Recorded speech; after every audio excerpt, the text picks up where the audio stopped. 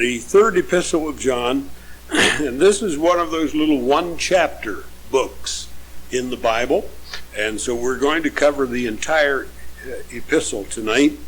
And so if you'll follow with me as I read, and I'm reading from the New Schofield Reference Bible, which has changed one or two of the words. Most of them are the same, and you shouldn't have any trouble following. Follow as I read. The elder unto the well-beloved Gaius, or it could be pronounced Gaius, whom I love in the truth. Beloved, I wish above all things that thou mayest prosper and be in health, even as thy soul prospereth. For I rejoiced greatly when the brethren came and testified of the truth that is in thee, even as thou walkest in the truth. I have no greater joy than to hear that my children walk in truth. Beloved, thou doest faithfully whatever thou doest to the brethren and to strangers, who have borne witness of thy love before the church, whom if thou bring forward on their journey after a godly sort, thou shalt do well. Because for his name's sake they went forth, taking nothing of the Gentiles. We therefore ought to receive such, that we might be fellow helpers to the truth. I wrote unto the church, but Diotrephes, who loveth to have the preeminence among them, receiveth us not. Wherefore, if I come, I will remember his deeds, which he doeth, prating against us with malicious words, and not content with that, neither doth he himself receive the brethren, and forbiddeth them that would, and casteth them out of the church. Beloved, follow not that which is evil, but that which is good. He that doeth good is of God, but he that doeth evil hath not seen God. Demetrius hath a good report of all men, and of the truth itself. Yea, and we also bear witness, and we know that our witness is true. And I had many things to write, but I will not with pen and ink, I read it backwards. I will not with ink and pen write unto you. But I trust I shall shortly see thee, and we shall speak face to face. Peace be unto thee. Our friends greet thee. Greet the friends by name. This must have been a Quaker epistle. Greet the friends. It doesn't say anything about greeting the Baptists. No, of course, we know what it means. But, all right, we want to go back and take a look at this epistle. There are some very lovely things to be found in it. Those of you who have been in my teaching class will recall that we discussed this epistle together as an example of an expository, or a book that can be easily developed in an expository message. And so you won't be at all surprised at the outline that I will be following tonight. In fact, this just gives you an opportunity to see how that outline that I gave you before can be developed. And so I hope you will look at it in a critical fashion here tonight, and it wouldn't hurt if you even took notes, and when we have class again, if you want to criticize the way I've gone about it, that's perfectly all right with me, because you're learning when you do something like that, and it won't bother me in the slightest if you were to do that.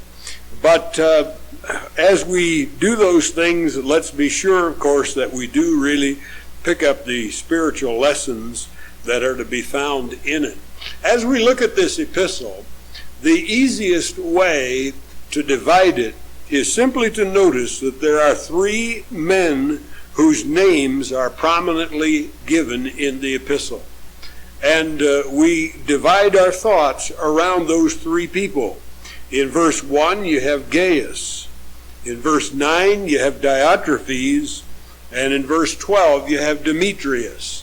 Now, there isn't as much said about Demetrius, but there are some very interesting things that are said about him. The other two, of course, have a much more prominent place. The first of these men, of course, is obviously a very godly man, and a man who receives a good deal of commendation from the Apostle John. Now, looking at this, we notice that Gaius occupies the entire first half of the epistle. In fact, better than half of it, for the entire first 8 verses out of 14 have to do with this one man, Gaius. And that indicates to us right away that there must be some pretty important things to be said about him. Let's see what we can find out about him. Just looking at the epistle, looking at what the epistle says about him, before we even have to look at what John wants to write to him about, we can find several things. In verse 4, we will notice right off that chances are very great that he was one of John's own converts. John said, "I have no greater joy than to hear that my children walk in truth."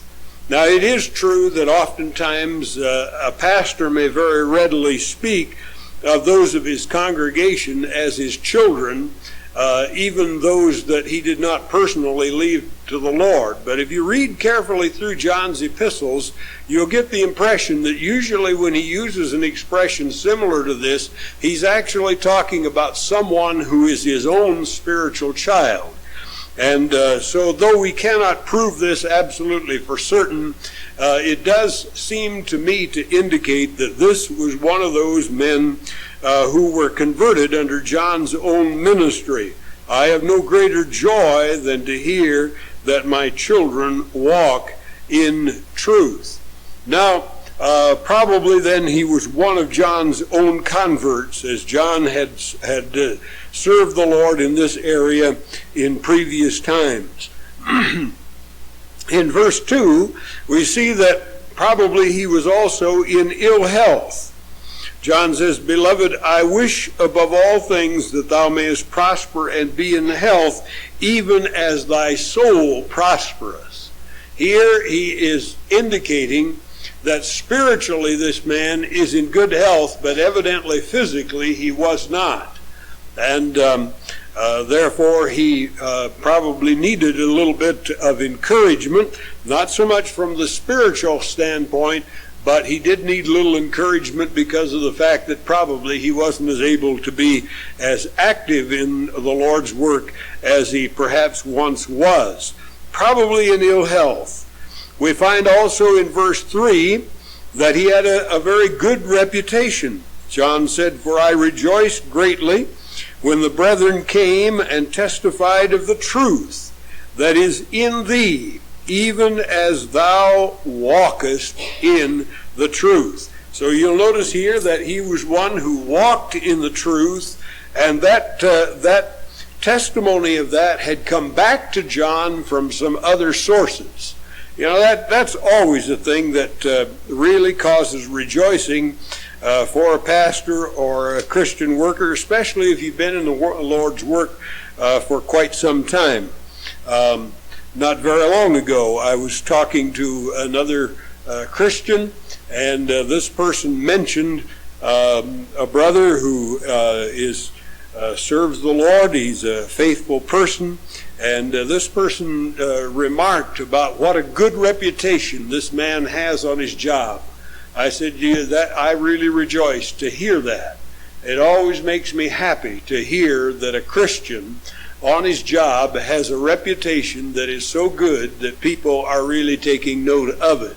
And indeed, it really rejoices the heart of any pastor or Christian worker to find someone whom he has invested some time and effort in, and to see them walking in such a way that that reputation comes back even from some distant source. Other people have seen it, other people have known it, and they pass it on back. It's always good when you can see these things yourself, but it seems to have even a sweeter taste when it comes back to you from a distance from someone else, because then you know that your perceptions have not been mistaken, that others also have seen the same thing you have. And this man had a very good reputation. And then we notice also about him that he was faithful in the service that he performed for the Lord. Beloved, thou doest faithfully, this is verse 5, thou doest faithfully whatsoever thou doest to the brethren and to strangers. You know, if you want a profitable topical study sometime, take your concordance and go through it and look up that word faithful and its companion word faithfulness and see what the Bible has to say about it. I'll tell you, it'll bless your soul. It'll challenge you also. It'll be a real challenge, but it'll be a real blessing to see what a great premium God puts on faithfulness in His Word. And here was one who obviously was a faithful brother, and John says, thou doest faithfully whatsoever thou doest. Now, there are some things in this passage that give us a little glimpse also of John as a faithful Christian worker. He writes to this man Gaius. And I want you to see those things also before we leave this part of the epistle. Notice in verse 2 the phrase, I wish. In verse 3, the words or the phrase, I rejoiced greatly. And then in verse 4, the phrase, I have no greater joy. These things give us a little bit of an insight into the heart of John. And it begins to help us to see what kind of a person he was as well. And though we're primarily talking about Gaius, I think it's important for us to see John, because what we're seeing here is a little bit of interpersonal relationship that went on between those two. And we can know Gaius a little bit more as we also come to know John a little bit better. And notice here then he says, beloved, I wish. Now, we should notice this, incidentally, that this is a wish. Now, you may not commonly think of wishes being a part of the Christian life, but in this particular case it is. Actually, the term wish here doubtless comes from a word that means desire. I desire that above all things that thou mayest prosper and be in health. I think it rather interesting that John doesn't say, I'm praying that this might be what's happening with you. Now, don't ask me why I didn't. I really don't know. I should think that we would, mostly we would want to pray for people who are in ill health. It may very well be that that John had received some signal from the Lord that gave him an indication that this man simply wasn't going to get any better than he was. Sometimes that happens. But in any case, he says, I desire, or I wish above all things, that thou mayest prosper and be in health, even as thy soul prospereth. Now, I want you to notice this in comparison before we come back and talk a little bit more about the wish business. That thou mayest prosper and be in health. The term prosper here could be used of material prosperity, but I don't really think that's what he's getting at. I think what he's talking about is physical prosperity. In other words, that he's in health, that he's feeling well, that he's really enjoying a good physical life. And John wishes that were so. But he says, even as thy soul prospereth. If you read the title that I put in the bulletin this morning, you'll see where I got it from. And here's a real challenging thought.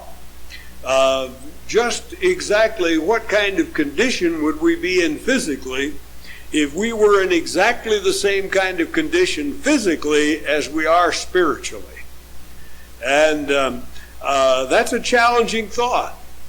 It ought to challenge us all the time to try to be at least in as good a condition spiritually as we are physically. I'm sure that there are many who would be quite weazened people physically and would be in real trouble if they were only in the same kind of shape spiritually as they are physically. I should say if they were only physically in the same kind of shape as they are spiritually. In fact, you can look right across the page at the man Diotrephes, which we'll look at after a while, and you'll probably see there that Diotrephes would really probably be in big trouble if that had been the case with him. This is just a little off the record, but don't ever forget that there is a close relationship, actually, though, between spiritual health and physical health.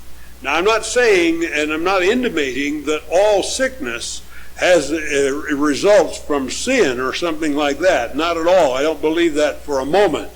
And in fact, there are a lot of sicknesses, there are a lot of problems that have nothing to do with our spiritual life. But it's also true that certain spiritual attitudes, certain spiritual life traits can also carry over into the physical. There's absolutely no question about that at all. I don't know how many of you may have read the book, but several years ago, Dr. S.I. McMillan, a medical doctor, wrote a book entitled None of These Diseases. If you haven't read that book, you certainly ought to. And that's one I have 2 copies of, so if any of you want to borrow it, I'll gladly loan it to you. But Dr. McMillan wrote a masterful book on this subject, and he shows how that disease after disease after disease can be traced right back to the spiritual life of people. And it can often be traced right to the start and the onset of particular spiritual problems. Now, he was a medical doctor. He knew what he was talking about. He had practiced medicine for years, and he had dealt with many people, and he gives many examples in his book of that. And actually, in one section alone, if I remember right, he gave a list of 19 different diseases that could result from one sin, or one kind of sin in the life of a believer. 19 different ones. That was just in one chapter. That's just one chapter of the book that I'm talking about. And there are many others that he dealt with. So there is a close relationship between physical health and spiritual health. And if we are not careful to keep our spiritual health up, we can find that it can spill over and it can give us troubles physically, and it can give us serious trouble. I'm not talking about just little minor things. I'm talking about things that can actually lay you in your grave. I'm talking about things that can actually bring you to the point where you can't really function. And these things indeed can happen because of that close relationship between the spirit and the body.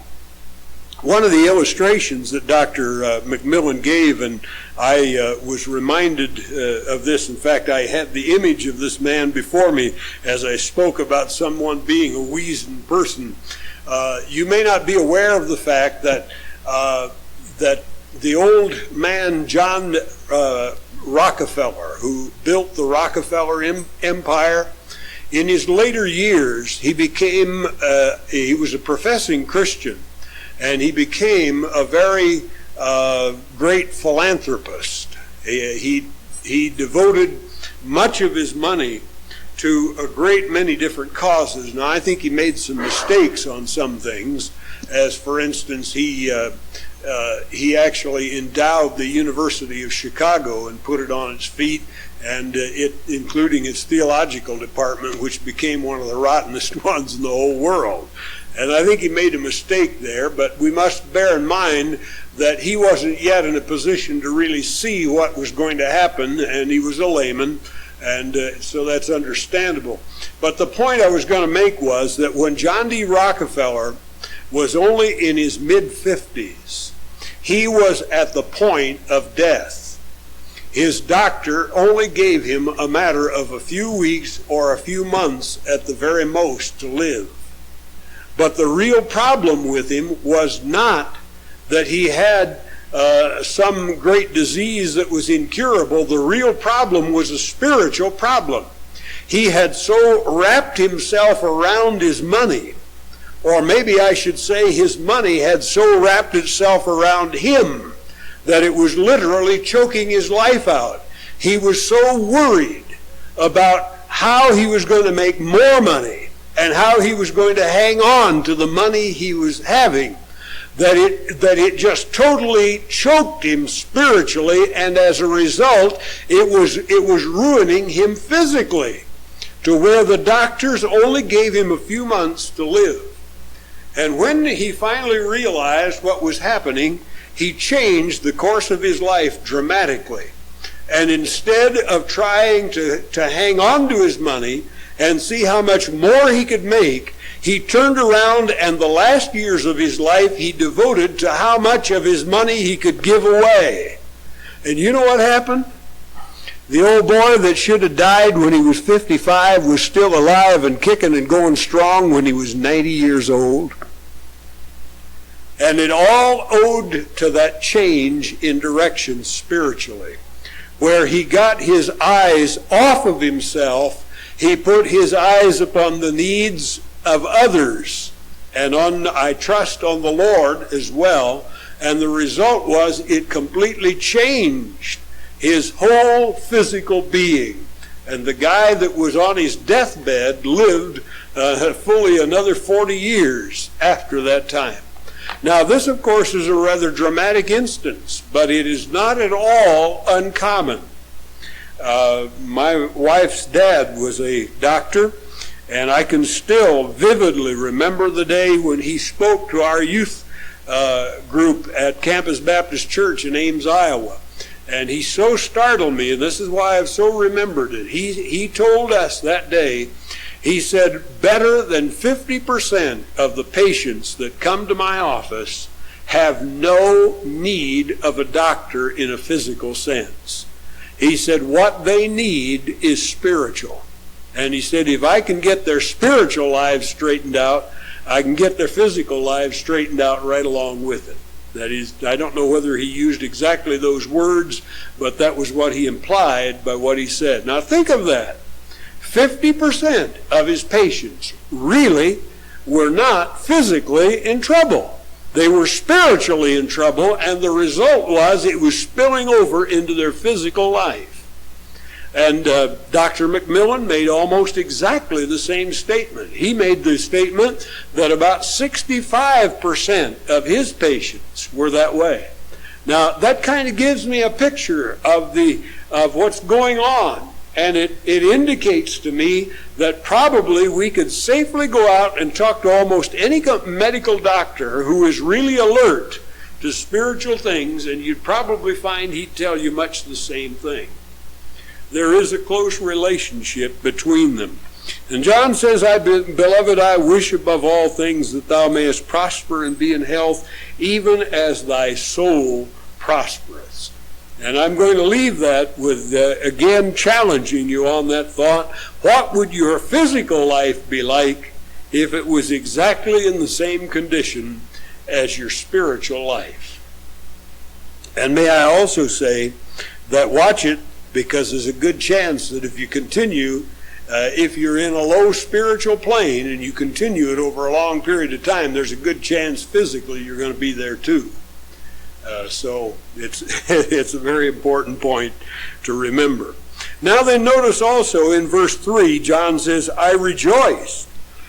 I rejoice greatly when the brethren came and testified of the truth that is in thee, even as thou walkest in truth. And this too gives us a little picture of the inner workings of John's mind and heart. The joy that he received in seeing others walk with the Lord. You know, I can safely say that for any pastor, that is the greatest thing that can ever happen, is for him to see and receive reports of people who are walking in the truth. There's nothing else that a congregation can give a pastor that will make him any happier than that, just simply to walk in the truth and let him see that what the people are doing is putting into operation the things that he sought to teach and preach. Then in verse 4 again, I have no greater joy than to hear that my children walk in truth. There are a lot of things that make us happy in life, aren't there? I get a real charge out of watching the growth of the little bitty kids around here. I love Mark's 2 children. I just am delighted to play around with them and watch them. And that's fun. I get a real charge out of that. But you know, I get a far bigger charge out of seeing some Christian who has, especially those that have grown up under my own ministry, and see them go on walking in the truth. That's the thing that really brings the joy to life, and there's no greater joy than that. Now, we could go on and spend a lot more time on this section of the epistle, but let's move on. And in verse 9, we run on to something that's not quite so pleasant. I wrote unto the church, but Diotrephes, who loveth to have the preeminence among them, receiveth us not. Now, it is interesting to me to notice the characteristic phrases that are used to describe each of these people. For Gaius, you have to skip down to verse 5, and there John says, Beloved, thou doest faithfully. I would say of Gaius, here is Gaius, the man who serves faithfully. But when I come over to Diotrephes, I have to use the phrase exactly like John put it there, Diotrephes, who loveth to have the preeminence. You know, that's not a very good thing, is it? Who loveth to have the preeminence. Now, there's 2 ways in which this may operate. It may operate on 2 different planes. It may operate on the what we might call the ministerial level, and it may operate on the layman's level.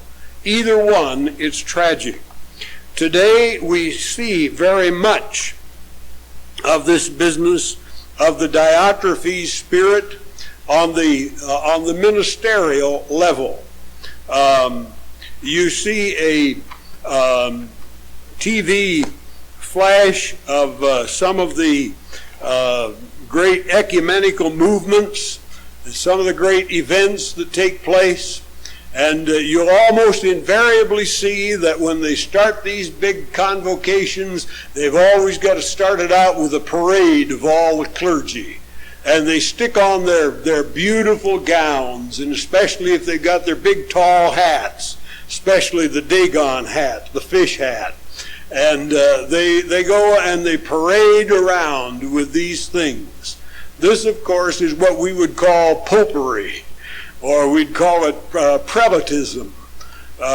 We have other names for it too that aren't maybe quite as nice as that, but we would call them that. But if we wanted to be strictly scriptural, we could call it the Diotrephes spirit. That type of business has absolutely no place in the church. And the minute you see it, you can know for sure that there's something sadly wrong with that organization that is promoting that kind of a spirit. Nobody but the Lord Jesus Christ is to have the preeminence among Christian people. Would you turn back with me just for a moment into Matthew chapter 23 and look at verse 9. There's a very important verse here that sets the tone of all Christian fellowship and I was going to say all rank in Christian service. That's wrong to use that term, depending on how you use it. It's rank if you do it. But in chapter 23 and verse 9, we read these words. I'm going to read verse 8 with it also. Jesus is speaking. He said, But be not ye called Rabbi, for one is your master, even Christ, and all ye are brethren. Did you see that? And then verse 9, And call no man your father upon the earth, for one is your Father who is in heaven. Please notice here how that Jesus, right at the very start, played down. In fact, he did more than that. He absolutely forbid the use of titles. To be very frank with you, I don't even like the term reverend. We have it used, and because so many people out in the world are used to it, sometimes in newspaper articles and so forth, the thing shows up and has to be used. But as far as the church is concerned, I think it is absolutely abominable to use such a title. In the first place, that particular one is abominable because no place in the Bible is that term ever used except as an adjective referring to God. And I hardly think that any preacher of the gospel is worthy of being put on the same plane with God. Today is the fashion, even in fundamental circles, to get doctorates. Hey, listen, that can be just as abominable as the rest of it. Now, I don't so badly mind the idea. If I've got a compatriot who has gone out and gone to seminary and college and earned himself a PhD, or earned himself a THD, I don't so badly mind speaking of that person as Dr. So-and-so, but frankly, it rankles me in most cases where you've got so many of these people running around with honorary doctorates. I'd rather call them ornery doctorates. I think that it more correctly identifies it. Now, I'm not suggesting that it's necessarily wrong for people to be specially honored by the schools if they've really done something that really deserves the honor. But I think it's wrong, even if we have such a thing, to be flaunting it out before the people. I think that it is not a very good thing. And to be very frank with you, it has become even more abominable in recent years because you can buy all the doctorate degrees you want for $25. There's no problem. You can get them all over the country. And you can get one of two kinds. You can either get the one that you just buy outright and you don't ever do a thing to earn it. Yeah, you can get them. I walked into the office of a faculty member at Western Washington University a few years ago, and on his wall was a great big Doctor of Divinity. I don't know whether he had it there as a joke or whether he really thought that thing was worth something. He'd paid $25 for it out of California. I couldn't quite understand why a man on the faculty of a state university would have a thing like that on his wall. Maybe he just did it as a joke. I'm not sure. I hope that that's true. But you can buy them. You can pick up almost any magazine today and you can find an ad in there to tell you where to get it. Anybody in this congregation could get one. They're not worth the paper they're written on. Then you can get the other kind that you're supposedly supposed to do some work to get. But unfortunately, there are a great many of those that are very, very inferior. And I have become very leery of those things in recent years. I have a good friend who has such a degree from a seminary. I'm not even going to tell you where he got it, but he wanted me to have a copy of his dissertation. He sent it to me, and I read it over, and very frankly, I did more difficult term papers to get my Bachelor of Religious Education than he did to get his doctorate. As far as I'm concerned, that doctorate is worth a plug nickel. I don't care if it's supposed to be an earned one. It doesn't mean a thing. And to be passing these around as some clergymen do and as some laymen encourage them to do, I think smacks of that Diotrephes spirit. And along with this, of course, there often comes the idea that some people hold a higher and more superior rank to others in the gospel ministry. Nothing could be any farther from the truth. We are on the same plane, and we should be so looked upon. And we should act like it. We should act like it. I wrote unto the church, but Diotrephes, who loveth to have the preeminence among them, receiveth this not. Now I'm going to, in a minute, I'm going to go into this from the layman's side, but let's take a little recess for just a moment and show you the true spirit that ought to characterize every church, every pastor, every layman. This is found in the book of Philippians, chapter 2. And in Philippians, chapter 2, we read these words, starting with verse 3. Let nothing, and by the way, I want you to notice that there are no exceptions. Let nothing be done through strife or vainglory, but in lowliness of mind, let each esteem others better than themselves. That is the true spirit of Christian service and Christian fellowship. Look not every man on his own things, or in other words, his own needs, his own desires, but every man also on the things of others. Let this mind be in you, which was also in Christ Jesus, who being in the form of God thought it not robbery to be equal with God, but made himself of no reputation, and took upon him the form of a servant, and was made in the likeness of men, and being found in fashion as a man, he humbled himself and became obedient unto death, even the death of the cross. That is the true Christian spirit of fellowship and service on any level, whether you're talking about laymen or professional clergymen, it makes no difference. That is the true spirit of Christian service, and very frankly, it is the only acceptable spirit. The only acceptable spirit. No exceptions to it. Notice here that Paul said, let nothing be done through strife or vainglory, but in lowliness of mind. And I tell you, if we don't learn anything else in the Christian life, we better learn that one. And if we haven't learned that one, believe me, we're in real trouble along the way. Now let's go back to Diotrephes.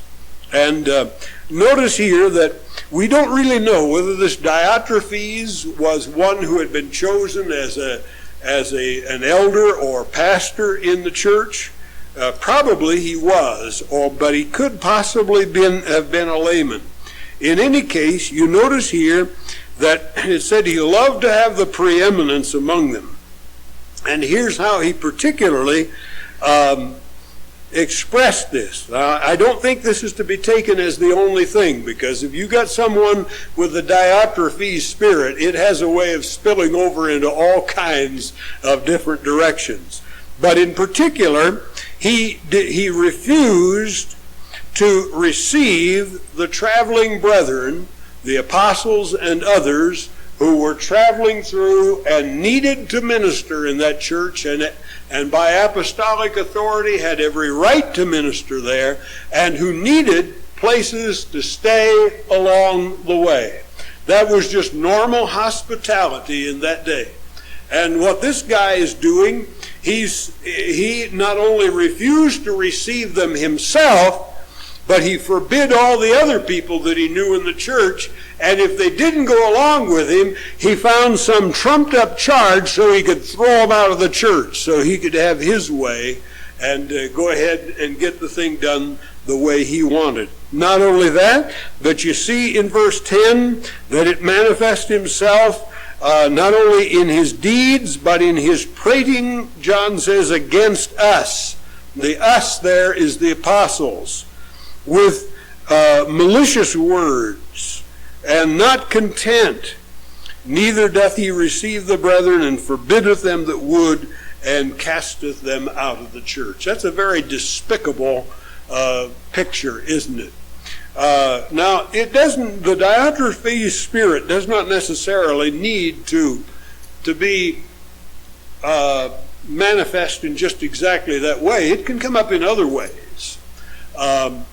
Number of years ago, there was in the city of Moses Lake, Washington, a fellow who was in business there, and so he had quite a little bit of money, and he could throw it around the way he wanted to.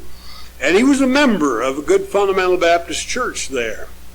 But he didn't like the way things were going in that church. He was on the board for a while, and he soon found out that he couldn't control that board, and he couldn't control the church. So he went out and he established his own church. Now, I'm not saying that making new churches is wrong. Sometimes it's good and sometimes it isn't. That particular one should have been called Hickory Baptist Church because it splits so bad. But in this particular case, he went out and he didn't have anybody to go with him. He just took his family, and I guess there were one or two other families that may have kind of nominally gone along with him. And he went out and bought himself a piece of ground, and he put up a building, and then he proceeded to call himself a pastor. That is, call a pastor to pastor the church. But of course, anybody who was going to pastor that church soon found that he was right under the thumb of the old boy. And so they had a succession of just one right after another. And they went into that church. They would stay for a few months or a year or so, and soon find out that it was impossible to have a ministry of any sort, and they'd pick up and move on. It was a sad thing. It really was. Eventually, after about 12 years of this, it became apparent that that church was never going to go anyplace, and I don't think it ever would have. And so eventually, after he had finally found out the hard way that it wasn't all that easy to do things, they sold the property to another group, and he eventually went back to the original church where he had started. I think he was behaving himself a little better the last I heard. But that, my friends, is another case of the Diotrephes spirit. Here's a fellow who loved to have the preeminence. And anybody who was going to serve in that church was going to be under his thumb and going to do things his way, or they weren't going to be around there very long. I'm just very thankful that I never got tangled up with it. On one occasion, I did receive an invitation to come and candidate. And needless to say, I sent the invitation right back with a polite no, that I wanted no part nor lot in it. And I just simply wouldn't have wanted to be a part of that. Quite often you'll find situations like that. And if the individual will not repent and change his attitude, to be very frank with you, there's only one answer for it, and that's for the church to do what they ought to do and put such a one out to pasture himself before he puts out a lot of other good people. It's the only way to go about it. And I hope we never have to ever do anything like that around here. I don't expect to. But, boy, we need to guard against that Diotrephes spirit.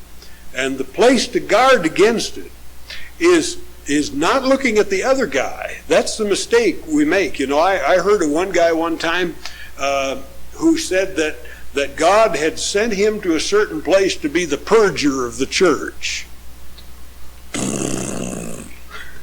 That's what I think of that. God never sent anybody anywhere to be the purger of the church. Anybody with that kind of an attitude is the first one that ought to be purged. And he ought to take himself out and get out quick, because that's the Diotrephes spirit. And that's the first kind of thing that ought to be gotten out of the church. There's no possibility of doing anything with any other problems until that one is taken care of. But no, if the place to guard against the Diotrephes spirit is to look within and see to it that I don't become infected with it myself, not be looking out the other way to try to find how many other people have got it. All right? Now, not a very pretty picture, is it? He goes on, though, and he says in verse 11, he's writing now to the brethren there in the church at Ephesus, doubtless, and he says, Beloved, follow not that which is evil, but that which is good. He that doeth good is of God, but he that doeth evil hath not seen God. The obvious intent of verse 11 is to contrast these two spirits. On the one hand, here is Gaius, who does faithfully. He does faithfully the things that he does. He's serving God in faithfulness.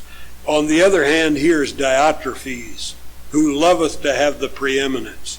John is saying, take a comparison of these two people and follow that which is good. Copy Gaius. Do the kind of things that he's doing. Stay away from these things that are being demonstrated by Diotrephes.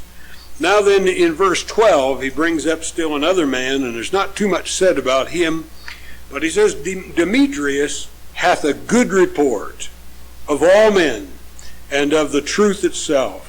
Yea, and we also bear witness, and we know that our witness is true. So Demetrius had a good report. To use modern language, he had a good reputation. Like Gaius, he had been doing those things that were right. He had been living the kind of life that honors the Lord Jesus Christ. And the result was that down the line, other people had heard about it.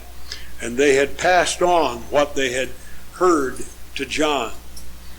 You know, this hasn't been the main idea, my main subject here tonight. But this brings up a very important thing. It's very vital to the Christian life. And that is the business of noticing good things in other believers and passing it on. Did you ever notice how much easier it is to pick up gossip of ugly things and pass them on? Why? The reason, of course, is because we've all got an old nature. And if we don't consciously allow the Holy Spirit to lead us in all the things that we say and do, it just becomes natural for us to pick up all the juicy bits of gossip of ugly stuff and pass that on. But isn't it tragic how seldom in some circles you hear someone passing on the good things that they've seen someone else doing? That's really tragic. It ought to be the other way around. And I want to challenge you as believers tonight to make it a point to do that. I don't mean, and I'm not trying to suggest that we have to agree totally with everybody under the sun. That isn't the idea. Sure, we're all individuals, we're all humans, and we certainly ought to use the minds that God gave us to be discriminatory in the sense that we analyze things and try to make right decisions and follow right paths. That's all correct. That's all proper. But I'll tell you something. If we practice the business of looking for good things that we can pass on, we'll find that we'll be a lot happier, and so will everybody else. And I've found that 9 times out of 10, all those little bits of juicy gossip that are really not very pleasant, if we just cease to pass them on to others, they soon fade out. And what's more, we'll find usually the people we're talking about will start doing better too. They really will. It makes a big difference. I think that we ought to just make it a point to do that. How did John know that Demetrius was a good man? Because he got a report.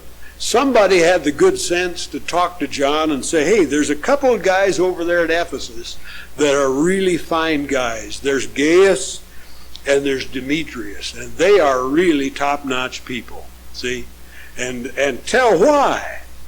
Now, sure, I'm sure that it was necessary that John be given information concerning this Diotrephes, remembering, of course, that John was an apostle and it was his responsibility to deal